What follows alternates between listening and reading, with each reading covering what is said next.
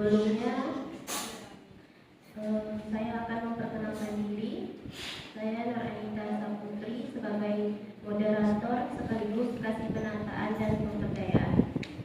Dan di sebelah saya ada Ibu Sari sebagai kepala kantor. Mohon perhatiannya yang terhormat Sekretaris Daerah Kabupaten Gladiol yaitu Ibu Purwanita. Selanjutnya Bapak Camat yaitu Pak Nanda, Bapak Kepala Desa Bapak Rolando, Bapak Sekretaris Desa Pak Muhammad Ledi, dan masyarakat yaitu Pak Haikal.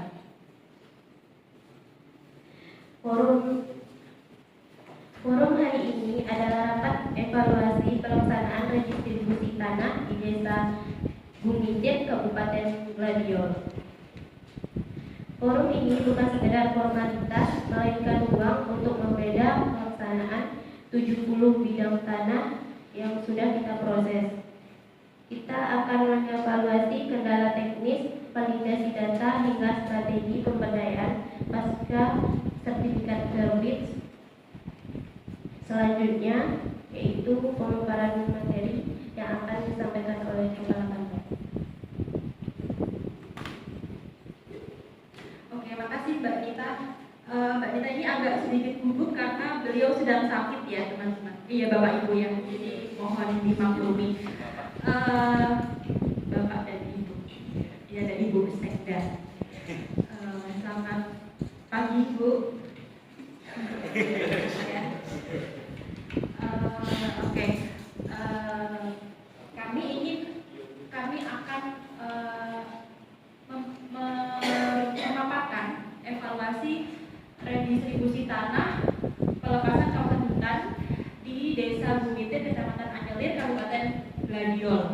Dengan saya sendiri pimpinan rapat sekaligus ketua pelaksana dari kegiatan redistribusi tanah dengan didampingi oleh Mbak Anita Saputri sebagai wakil ketua pelaksana 1 kegiatan redistribusi tanah. Nah, mengingatkan kembali Bapak Ibu terkait TORA dari kawasan HPKTP, kawasan hutan produksi yang dapat dikonversi tidak produktif, program pencetakan sawah baru dan hasil PPT PKH SK Biru penetapan TORA ditetapkan langsung oleh Kementerian Kehutanan dalam bentuk SK pelepasan kawasan hutan untuk sumber TORA atau realisasi TORA dalam SK penetapan peta indikatif PPT PKH atau penyelesaian penguasaan tanah dalam rangka penataan kawasan hutan. Kemudian penetapan objek redistribusi tanah terhadap TORA dari kawasan hutan dilakukan oleh Kepala Kantor Pertanahan. Terkait dengan dasar hukum, kami tidak memaparkan lagi di sini karena dari mulai tahap persiapan sampai dengan kemarin tahap pasca penerbitan hak atas tanah sudah selalu ditampilkan dasar hukum, jadi Bapak Ibu pasti sudah memahami gitu ya. Kemudian pokok evaluasi yang akan kita sampaikan yang pertama itu mengevaluasi persiapan dan perencanaan, kemudian mengevaluasi penyuluhan, pengukuran dan pemetaan bidang, sidang GTRA, dan penerbitan sertifikat hak atas tanah. Nah, ini merupakan bagian persiapan dan perencanaan. Jadi flowchart. Alurnya itu seperti ini. Ini sumbernya dari Juklak Kegiatan Redistribusi Tanah tahun 2026. Penginputan SK penetapan TORA dan SK penetapan objek redistribusi tanah seperti yang telah dijelaskan kemarin. Kemudian tadi sebelum ini, kemudian tentu penyusunan rencana dari Bupati membentuk tim GTRA, kemudian terbit SK GTRA dan berkoordinasi dengan Kanwil. Nah, ini dia evaluasi persiapan redistribusi tanah cukup berjalan dengan sangat baik, saya katakan, karena kenapa? dari waktu pelaksanaan tanggal 15 Januari 2026 sampai 6 Februari 2026 itu sudah sampai di tahap SK pelaksana oleh Kepala Kantor Peternakan Kabupaten Banjar. Tentu ini sangat cepat ya koordinasi antar instansi begitu. Nah, berikut disampaikan, coba kita lihat ya apakah bisa dibuka karena ternyata jadi Bapak Ibu di sini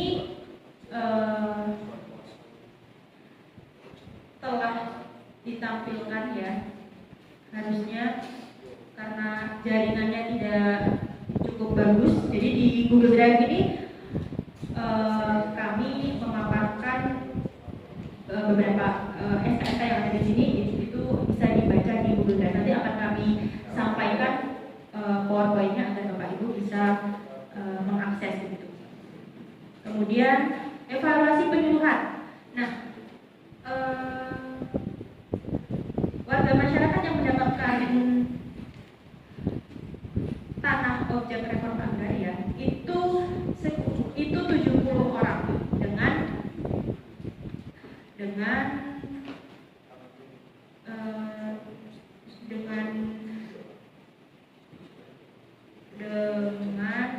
saya ngeblank,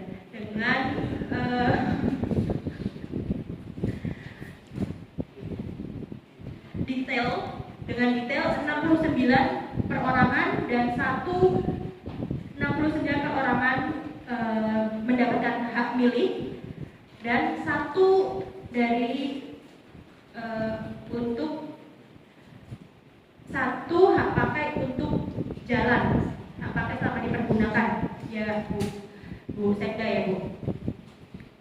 Nah, dari 69 kita bilang 69 yang 70 yang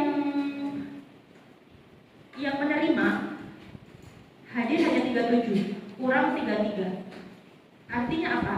Dari penyuluhan ini akan berimbas ke program-program, akan berimbas ke proses-proses selanjutnya gitu. Ketika dampaknya apa? Warga tidak mengetahui tujuan, manfaat, prosedur maupun hak dan kewajiban dalam program redistribusi tanah. Akibatnya banyak informasi penting yang tidak tersampaikan dengan benar.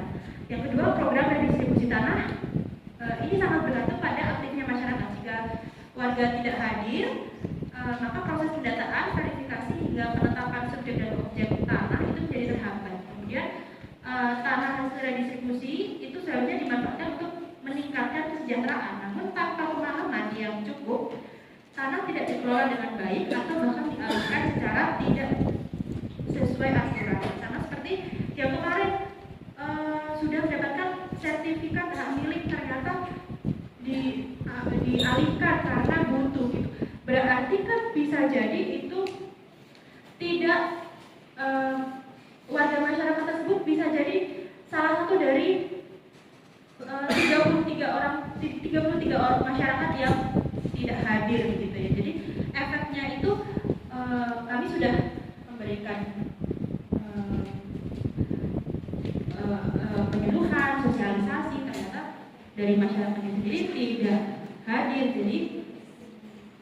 jadi ya tidak berjalan dengan optimal begitu ya. Jadi nanti minta tolong untuk Pak Kepala Desa dan Sekdes dan masyarakat juga nanti diperhatikan itu ya bapak-bapaknya. Nah, kemudian evaluasi pengukuran dan pemetaan bidang. 70 bidang terukur lengkap dalam kurun waktu yang cukup singkat. Tapi lihat gambar yang ada di depan di layar. Itu yang memasang tanda batas adalah petugas kami, Bapak. Sedangkan di Peraturan Menteri ATR BPN nomor 16 tahun 2021 pasal 19A pemasangan tanda batas dilakukan oleh pemohon setelah mendapatkan persetujuan pemilik yang berbatasan. Pemasangan tanda batas sebagaimana dimaksud pada ayat 1 dan pemeliharaannya menjadi tanggung jawab pemohon. Jadi itu harus menjadi pembenahan kita, program kita di kemudian hari ya Bu Oke. Selanjutnya evaluasi sidang GTRA akan disampaikan oleh Mbak Anita. Silakan, Mbak. Selanjutnya yaitu evaluasi sidang gugus tugas reforma agraria. Tora merupakan tanah yang langsung dikuasai oleh negara yang telah ditetapkan berdasarkan SK nomor 1351 garing PLHK garing Sekjen garing PLA Divisi 2 garing 12 garing 2021 tanggal 31 Desember 2021 tentang penetapan Tora yang terletak sebagaimana pada peta petunjuk lokasi terlampir. Tora sebagaimana dimaksud di atas belum dilengkapi hak pengelolaan atas nama negara, dalam hal ini Badan Bank Tanah. Tora tidak sedang dipergunakan dan atau dicadangkan untuk kepentingan izin pertambangan serta kepentingan lain oleh pemerintah daerah Kabupaten Gladiol dengan penggunaan tanah saat ini sebagaimana peta penggunaan tanah terlampir. Berdasarkan arahan peruntukan pemanfaatan ruang dalam Peraturan Daerah Kabupaten Gladiol Nomor 4 Tahun 2022 tentang Rencana Tata Ruang Wilayah Kabupaten Gladiol tahun 2022 sampai 2026, lokasi dimaksud diperuntukkan sebagai kawasan hutan, namun telah dilepaskan menjadi APL melalui SK pelepasan kawasan hutan. Maka direkomendasikan kepada pemerintah daerah kabupaten untuk mengusulkan penyesuaian peruntukan dan pemanfaatan ruang dalam revisi rencana tata ruang. Selanjutnya, berada di luar areal kawasan hutan, tidak dalam keadaan sengketa baik batas-batasnya maupun kepemilikannya dengan pihak manapun. Calon subjek redistribusi tanah berdomisili atau bersedia tinggal di lokasi objek redistribusi tanah. Calon subjek redistribusi tanah masing-masing menerima tanah paling banyak seluas 5 hektar. Calon subjek redistribusi tanah memiliki pekerjaan sesuai dengan ketentuan peraturan perundang-undangan. Para calon subjek redistribusi tanah telah mengusahakan tanah negara dimaksud secara aktif sejak tahun 1996 sampai dengan sekarang. Selanjutnya, evaluasi penerbitan sertifikat hak atas tanah. Secara yuridis, layak diterbitkan sertifikat karena objek sudah clean and clear dari status kawasan hutan dan tidak dalam sengketa. Telah memenuhi prinsip reforma agraria, subjek tepat, objek tepat. Data fisik lengkap mendukung penerbitan sertifikat akurat. Ada ketidaksinkronan tata ruang, sertifikat bisa diterbitkan, tetapi berpotensi menimbulkan masalah administrasi di masa depan. Perlu percepatan revisi RT/RW. Proses teknis dan administratif efektif dan sesuai prosedur. Namun aspek pemberdayaan masyarakat masih lemah. Selanjutnya yaitu peta yang akan dijelaskan oleh Kepala Kantor. Oke, Bapak Ibu, berikut dipaparkan peta administrasi dari objek redistribusi tanah ya. Jadi yang merah itu keliling Tora, kemudian yang warna hijau itu desa Bumitir ya Pak Kades ya. Nah kemudian ini untuk PR nih Pak Camat ke depannya nih Tunas itu juga nanti ke depannya akan rencana ya Bu Sekda ya, dan ke depannya akan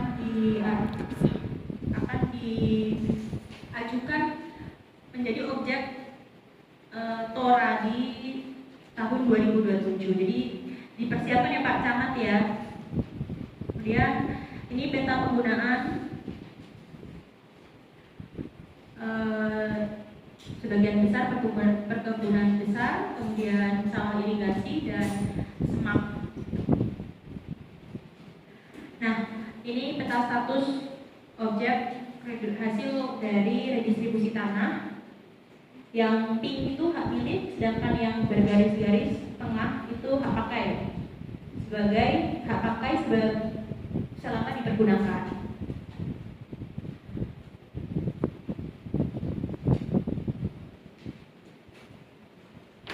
Selanjutnya ada peta bidang tanah. Dapat dilihat peta bidang tanah yang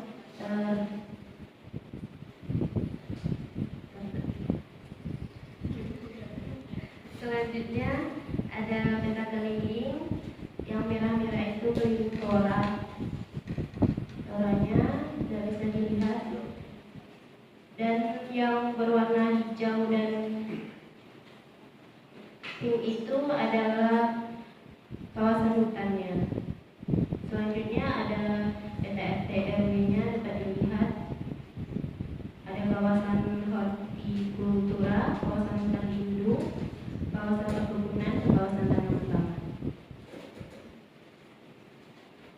Nah ini Bu yang tadi dibilang tadi disampaikan bahwa belum sinkron antara RT RW dengan redistribusi tanah kita gitu. Jadi peta RT RW itu di sini masih terdapat kawasan hutan lindung. Jadi belum di RT RW-nya masih termasuk dalam kawasan hutan lindung. Nah ini untuk menjadi masukan Bu Sekda untuk nanti pembuatan peta RT RW 2027 untuk disinkronkan gitu ya Bu ya. Baik, selanjutnya kita masuk ke sesi diskusi evaluasi.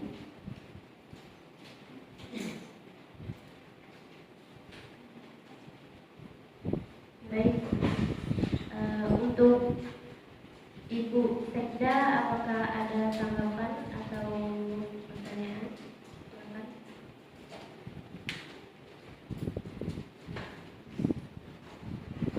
Baik, evaluasi dari kami, pemerintah kabupaten memandang redistribusi 70 bidang ini harus didukung ekosistem instruktur. Kami telah menginstruksikan Dinas PUPR untuk melakukan pengerasan akses jalan produksi di titik-titik koordinat bidang tersebut pada anggaran tahun depan. Kami ingin sertifikat ini menjadi aset yang hidup karena didukung oleh aksesibilitas wilayah yang baik.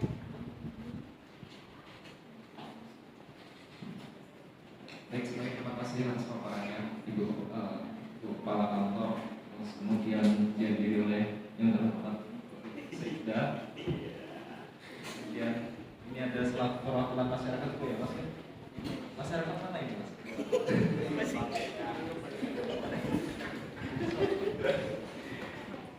Mungkin ini saya menanyakan aja dari paparan tadi itu ada hal yang menarik terkait batas-batas bidang khusus.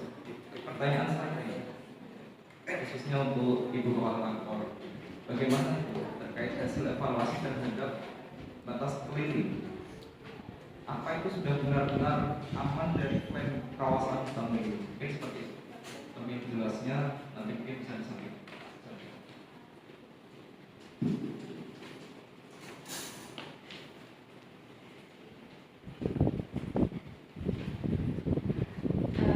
Baik, terima kasih Pak Camat.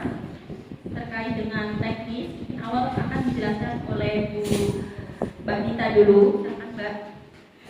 Nanti saya di terakhir. Baik, Pak Camat, saya akan jawab dulu ya. Sebelumnya izin menjelaskan, dalam evaluasi teknis, kami menggunakan metode tumpang susun atau overlay digital dengan peta indikatif dari BPKH. Batas terluar 70 bidang ini sudah terkunci secara koordinat TF3. Kami juga menerapkan asas kontradiktor delimitasi, di mana setiap patok batas disepakati dan ditandatangani oleh tetangga batas, sehingga secara hukum posisi tanah warga sudah sangat kuat dan tidak bisa diganggu gugat. Mungkin akan ditambah oleh Ibu. Nah, tadi sudah dijelaskan sama Mbak Nita ya Pak ya. Jadi kami mengoverlaykan tumpang susun ya peta indikatif dari BPKH. Nah, di lapangan petugas kami juga saya sudah menekankan beberapa beberapa kali untuk melihat batas-batas hutan yang ada gitu. Tentu melalui banyak cara, salah satunya kalau di teknis itu Pak, jadi peta kawasan hutan dengan APL itu dimasukkan ke dalam namanya Avenza, aplikasi Avenza Map. Nah itu nanti kita bisa tahu di mana lokasi kita, walaupun memang itu tidak terlalu detail begitu ya, tapi itu preventif pertama untuk menghindari adanya tumpang tindih dengan kawasan hutan. Kemudian yang kedua, di lapangan itu pasti dari BPKH itu ada patok batas mana kawasan hutan, mana APL gitu. Kemudian dilihat dari vegetasinya juga bisa, walaupun itu memang bukan termasuk salah satu hal yang teliti, cuma setelah itu kami membuat kebijakan bahwa kami antara hutan dengan tanah hak yang diberikan itu kami kasih buffer Pak. Jadi untuk melindungi kami dari beberapa hal blunder ke depannya. Jadi bisa dilihat di sini ada buffer antara kawasan hutan dengan bidang-bidang tanah yang dilakukan redistribusi tanah gitu ya. Buffernya sekitar 5 meter dari batas kawasan hutan. Kemudian setelah itu hasil ukur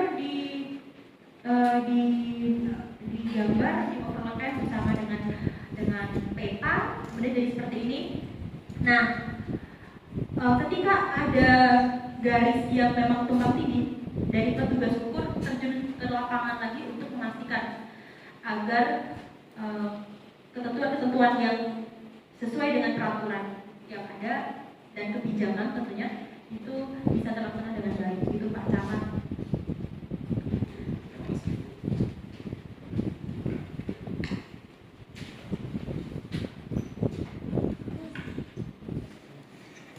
Mungkin itu paparannya sudah menjelaskan terkait seluruh pengaku itu bagus sekali.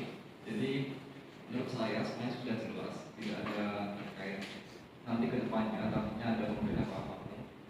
Sebelumnya ini saya baru tahu nih, kepala desanya tumben ini muncul nih. Selama ini nggak pernah ketemu kita Pak ya. Kepala desa ini tumben sekali nih keberapa ini, gimana ini? Mungkin ada pertanyaan Pak?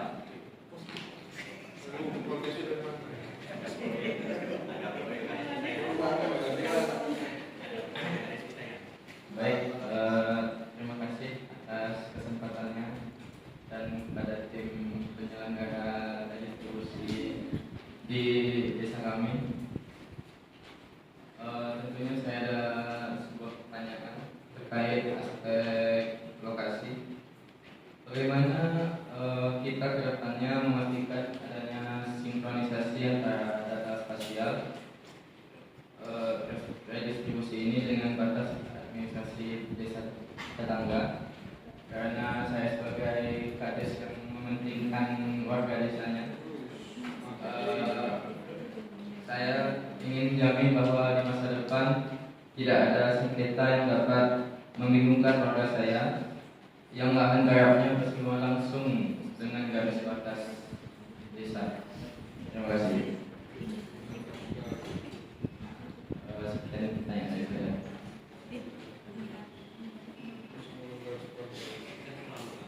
Baik, terima kasih pertanyaannya Bapak Kepala Desa.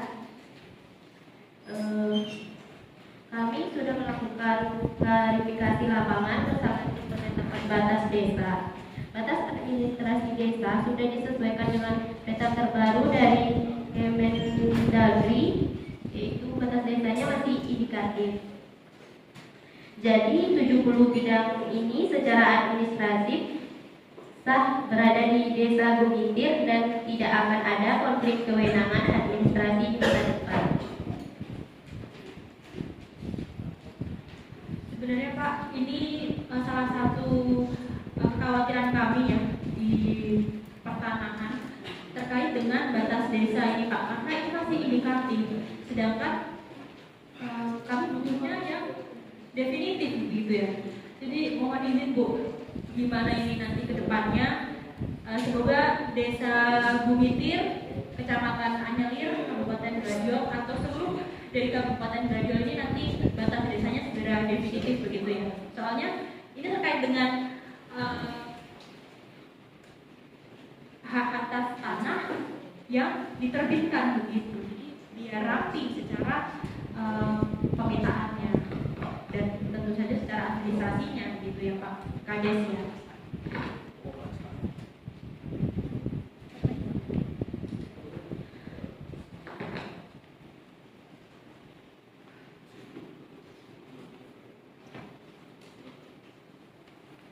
Kami menyarankan integrasi data subjek dilakukan secara digital. Pemerintah kabupaten akan memasuki 70 nama ini ke database agar mereka otomatis masuk dalam daftar penerimaan subsidi pupuk dan bibit unggul. Ini adalah bentuk evaluasi agar program pemerintah tidak berjalan dengan sendiri-sendiri.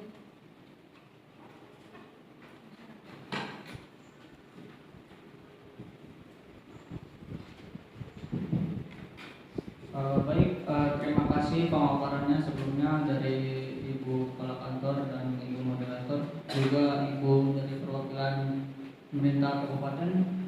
Jadi saya sebagai perwakilan masyarakat dari Kabupaten Gladiol ingin bertanya, jika ada warga yang sudah lama menggarap di lokasi yang sama, namun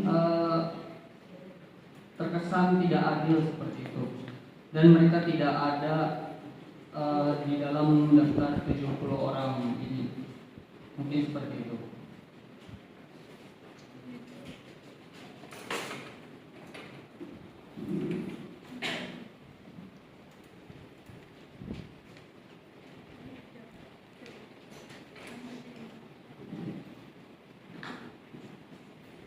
Baik, di sini saya akan menjawab pertanyaan dari masyarakat, Bapak Arikal.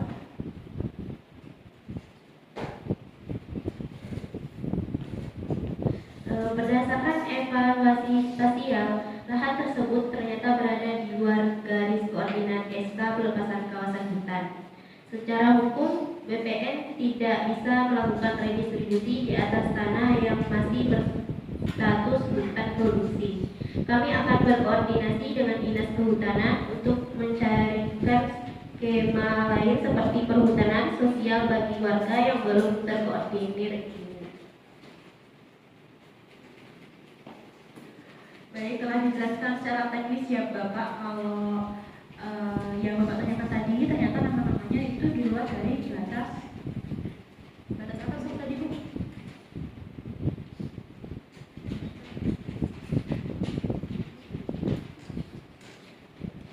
Batas keluar garis koordinat SK pelepasan kawasan hutan ya. Nah ini saya tampilkan pelepasan kawasan hutan. Ternyata pelepasan kawasan hutan itu diajukan oleh Gubernur Nuri Bayan. Jadi poin B ini bisa kita baca bahwa Gubernur Nuri Bayan dengan surat nomor 522/8623 tanggal 23 Agustus 2019 mengajukan rekomendasi pola penyelesaian penguasaan tanah dalam kawasan hutaran dalam kurung PPTKH di Kabupaten Gladiol melalui perubahan batas seluas 5.000 sekian.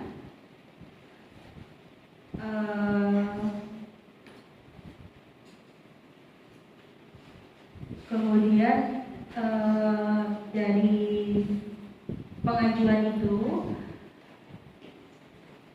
disetujui dan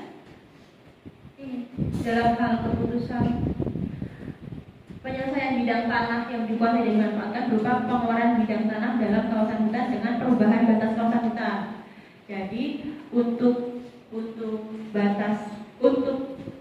kepemilikannya itu sudah ada di dalam SK biru namanya Pak Haikal. nama-namanya sudah ada di sini, termasuk Pak Haikal juga ada di sini. Kita lihat di sini. Oh, nah kan Pak Haikal di desa Anjelin gitu ya Pak ya.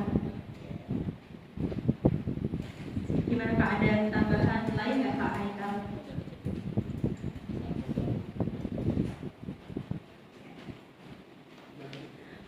Ini milenialnya ya yang datang ya, kemarin sepupunya, sekarang milenialnya yang datang gitu ya.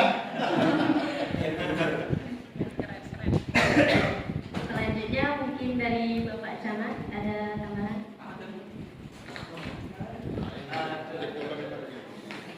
Saya ada pertanyaan menarik nih. Mengingat tadi kan sudah ada pertanyaan dari masyarakat, perwakilan masyarakat, yang dari masyarakat. Mana mas masyarakatnya? Oh iya. Banyak tahu kan. Takutnya itu malah nyasar aja mas. Satu desa kami ini saya menanyakan itu terkait khususnya transparansi. Itu gimana evaluasi kita itu terhadap transparansi data subjek agar penerima kriteria dari subjek dan distribusi ini tidak ada kecenderungan sosial. Itu seperti apa? Itu bagaimana? Ini bisa dijelaskan.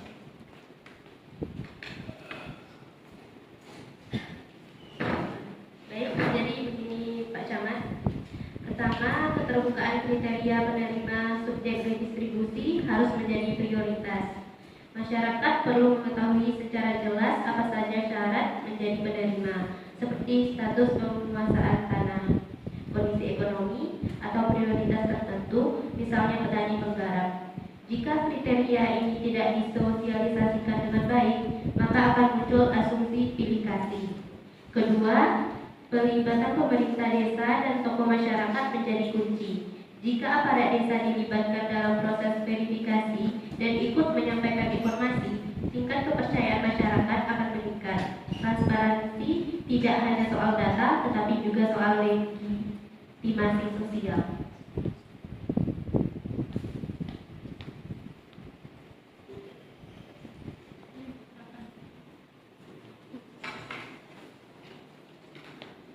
Baik, pemerintah kabupaten akan memfasilitasi pembentukan koperasi khusus bagi 70 penerimaan ini. Kami juga telah berkomunikasi dengan bank daerah untuk menyalurkan KUR dengan segma bunga rendah. Evaluasi ini kami menunjukkan tanda modal usaha. Sertifikat ini berisiko hanya akan disimpan di lemari tanpa memberi dampak ekonomi.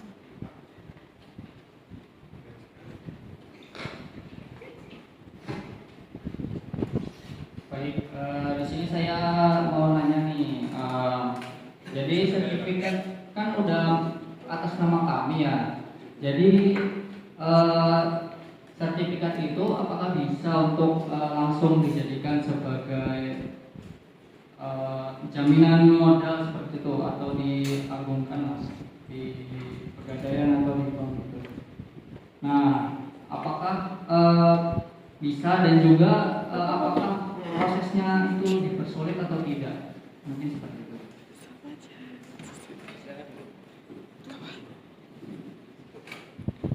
Baik Bapak Haikal, sertifikat hak milik adalah bukti kepemilikan terkuat, terpenuh, dan sangat diterima oleh pihak perbankan.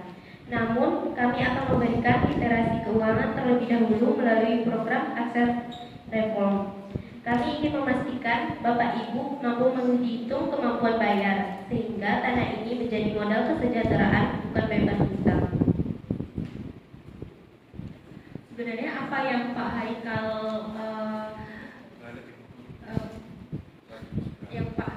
itu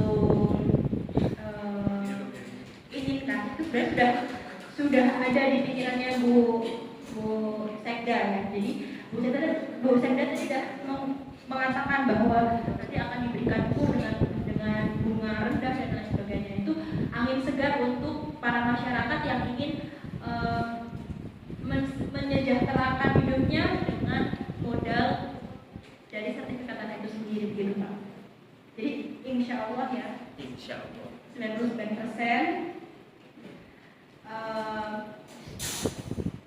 harusnya prosesnya tidak akan sulit, ya kan Bu Sekda ya? Sudah ACC Bu Sekda tidak akan sulit. Baik, selanjutnya mungkin untuk sekretaris desa ya. Dari tadi belum ada pertanyaan. Silakan.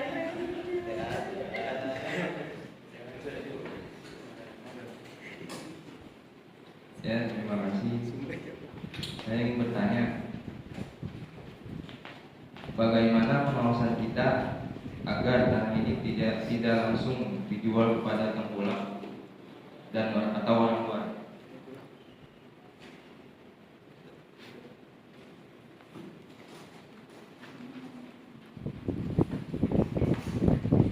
Baik, jadi begini Pak Sekdes. Sesuai PP nomor 224 tahun 1961, terdapat larangan pengalihan hak selama 10 tahun. Di dalam sertifikat nanti akan kami cantumkan catatan larangan tersebut. Jika warga nekat menjual di bawah tangan, BPN memiliki kewenangan penuh untuk membatalkan haknya dan menarik kembali tanah tersebut menjadi milik negara. Kami mohon bantuan Pak Kades dan Pak Camat untuk tidak melegalisasi surat jual beli terhadap lahan redistribusi ini. Pak Sekdes, apakah ada pertanyaan lain? Sudah cukup ya, maaf ya Pak Sekdes. Oke, akan ditutup sama Mbak Aina. Terima kasih atas diskusi evaluasi yang sangat mendalam dan transparan. Seluruh poin hambatan dan rencana tidak lanjut telah kita sepakati. Hasil evaluasi ini akan segera kami tuangkan dalam berita acara final. Silakan untuk Ibu Kepala Kantor bisa menutup rapat. Terima kasih pada para hadirin Bapak Ibu yang telah meluangkan waktu untuk hadir di rapat evaluasi redistribusi tanah eks kawasan hutan. Berdasarkan hasil evaluasi pelaksanaan hari ini, maka disimpulkan bahwa hal-hal yang telah kita evaluasi tadi bisa diperbaiki di program atau kegiatan redistribusi tanah ke depan. Kemudian PR kita ke depannya itu terkait dengan bagaimana kita mengoptimalkan penataan akses, dalam hal ini terkait dengan permodalan dan teknologi ya Bu Sekda. Tadi sudah disampaikan bahwa dari kabupaten siap untuk memberikan fasilitas itu, serta bagaimana cara untuk terus meningkatkan kapasitas SDM. Jadi Pak Haikal dan Bapak Ibu yang menerima itu kami harap selalu belajar meningkatkan kapasitas SDM sehingga kesejahteraan itu bisa didapatkan gitu ya Pak ya. Tentu seluruh kegiatan tidak luput dari andil kita semua. Terima kasih atas dukungan semua pihak. Rapat evaluasi resmi